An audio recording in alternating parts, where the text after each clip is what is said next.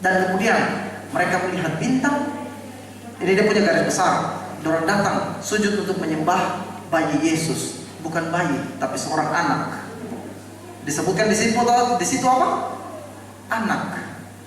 Anda tahu Raja Herodes waktu pembantaian anak-anak itu umur berapa? 2 tahun ke bawah. Jadi waktu orang datang, bukan bayi lagi. Artinya apa? Sudah ada rentang waktu ketika mereka menemukan jawaban. Mereka ini ternyata adalah orang-orang pintar. Majus itu turunan katanya dari kata magic. Dia sampainya ini ke kata magic. Artinya apa? Mereka orang-orang terpelajar, orang-orang pintar. Orang dulu tuh sering lihat apa? Lihat langit. Bintang atur begini, bintang atur begini. Oh, nanti angin akan bertiup model begini besok. Betul ya? Dorang lihat bintang model begini, model begitu. Oh, orang punya arah pelayaran harus lari ke sini. Baru orang bisa dapat orang punya tujuan. Dorang lihat bintang begini dan begitu. Ih, rupa ada pesan lain ini yang muncul dari bintang-bintang ini. Bintang apa itu? Mereka mulai menyelidiki kitab demi kitab demi kitab. Ingat, mereka bukan orang Yahudi. Artinya apa? Tuhan tidak hanya menyatakan akan kedatangannya hanya di kitab Taurat, tidak.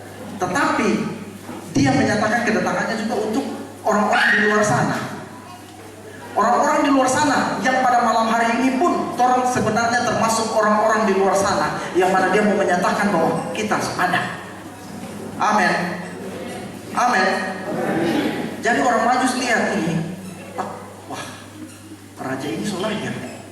Raja ini solahir. Di mana dia tampak? Dorang selidiki lagi, cek. Ternyata dorang mesti ke Yerusalem. Maka dorang pergi ke Yerusalem.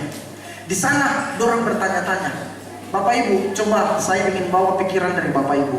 Kalau seandainya orang Majus ini adalah orang yang biasa-biasa saja, ya, kalau seandainya orang Majus ini cuma datang sebagai orang biasa-biasa saja, apakah Raja Herodes tahu atau tidak? Raja Herodes tahu atau tidak kalau dorang hanya sebagai orang biasa-biasa datang? Raja Herodes tahu atau tidak? Selama ini orang baca Alkitab, orang tidak pernah memperhatikan akan hal ini. Orang cuma tahu bahwa ketika orang baca Alkitab, ya orang datang dan kemudian Raja Herodes panggil pada orang. Tetapi coba dalam satu kota yang besar, ya, ada yang datang dan kemudian secara khusus Herodes bilang panggil pada orang, mari panggil pada orang. Artinya apa? Mereka para Majus ini pun ternyata terkenal. Mereka para Majus ini pun bukan orang main-main sampai raja datang. Betul ya? Saya kasih contoh paling sederhana saja. Bapak Bupati Halmahera Barat, kalau sampai dia bisa panggil orang untuk datang menghadap dia, kalau dia bisa panggil orang untuk datang di hadapan dia, orang cukup penting ke terhadap? Penting. Kalau cuma orang yang datang baronda, kalau cuma orang yang datang untuk terbikin apa-apa, cuma mulia Halmahera Barat tuh begini dan begitu, terakan apa panggil. Tapi Anda lihat orang Majus dipanggil secara khusus. Dipanggil secara khusus, panggil orang. Mari sini. Rupanya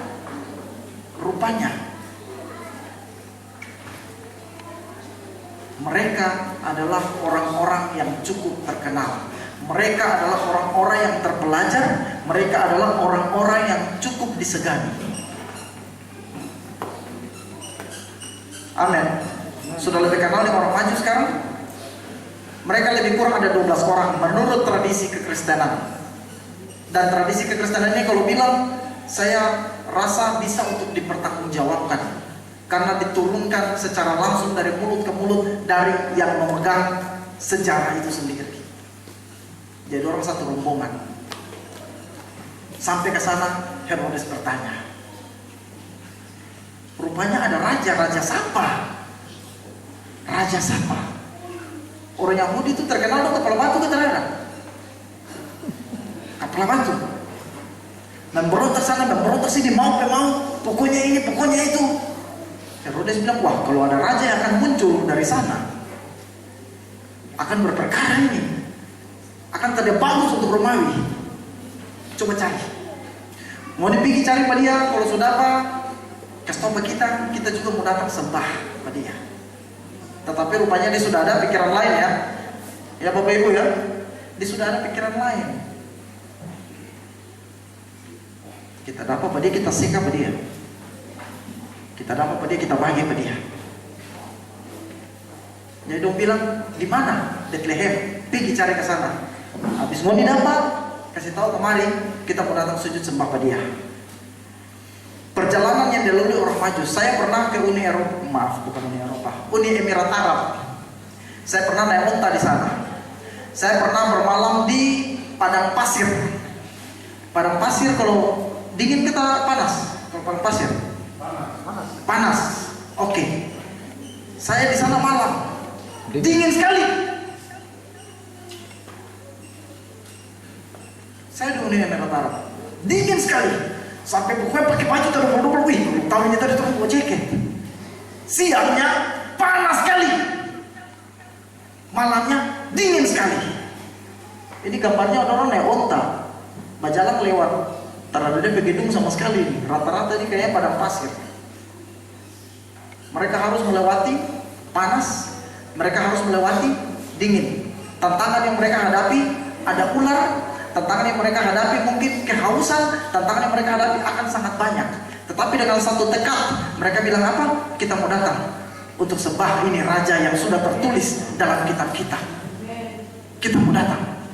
Bapak Ibu, bukan kebetulan ketika Bapak Ibu ada di tempat ini. Bukan kebetulan ketika Anda datang di tempat ini.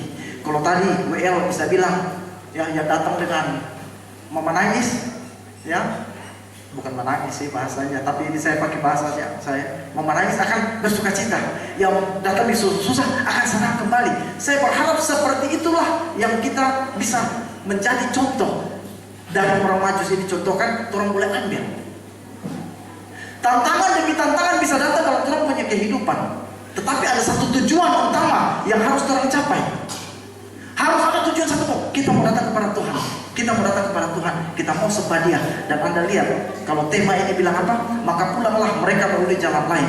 Ada satu pembaharuan yang mereka dapatkan setelah mereka bertemu dengan anak ini. Setelah mereka bertemu dengan Tuhan Yesus, ada satu pembaharuan yang mereka dapatkan melalui jalan lain. Torang setelah mulai lewat orang punya jalan lama lagi, torang harus melalui jalan lain. Bapak Ibu, kalau masih pencuri, jangan lagi Anda mencuri. Amin. Tapi kalau pencuri waktu boleh. Kalau pencuri orang ke ayam bertola-tola jangan. Ya, pencuri orang ke anjing bertola-tola jangan. Kalau ada yang masih tukang bakar lota, jangan. Mulai malam hari ini kembalilah melalui jalan lain. Amin. Ada yang masih suka bahugel? Basah.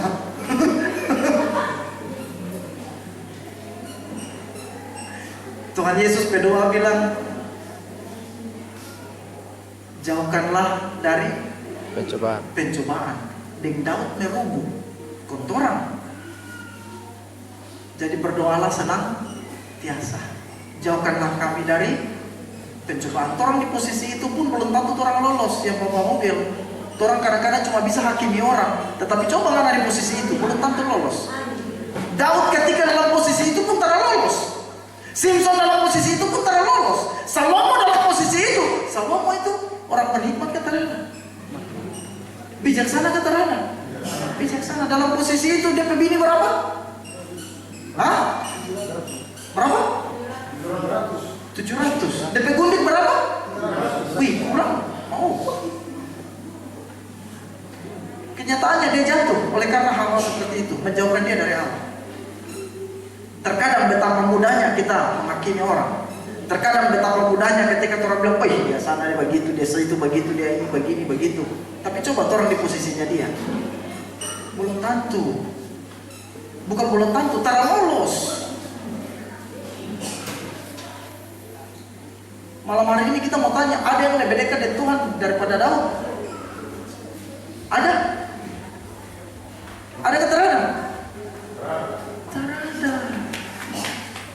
Kita juga terang mengaku kita lebih dekat dengan Tuhan daripada Daud. Kita juga terang mengaku setiap waktu, setiap saat kita baca cerita dengan Tuhan sama dengan Daud.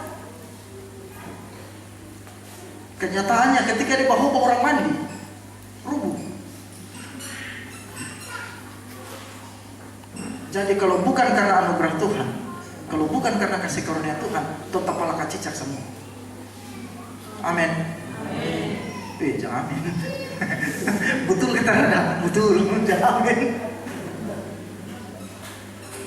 Jadi ketika orang dengan mudahnya menghakimi orang, berputar sekarang mulai hari ini, berputar melalui jalan lain. Mari orang hidup yang baru. Mari orang memiliki pengalaman yang baru bersama dengan Tuhan. Setelah apa? Setelah orang datang bertemu dengan Tuhan. Setelah para Majus datang bertemu dengan Tuhan, Anda bisa bayangkan ketika dia kembali dengan jalan yang sama. Anda bisa bayangkan ketika mereka sudah datang kepada Tuhan dan kemudian sudah diperingati